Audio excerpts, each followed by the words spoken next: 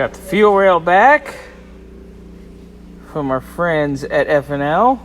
They braised all the ends, so no more leaky at all.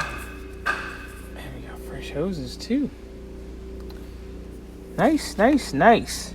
So fresh injectors are gonna go in. This is gonna get assembled. And then this goes on the car and we can reassemble the car. So we got the new injectors in. Fuel rail is mounted up.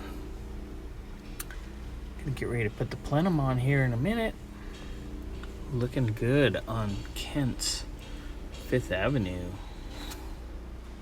Got the plenum back on. Got the coil pack routed, mounted, and all the wires on it. Fuel lines are hooked up. Fuel rails in, as you know. New PCV right here. We're gonna hook that up. All our wiring is hooked up. I just gotta hook up this ground down here and hook up a few odds and ends.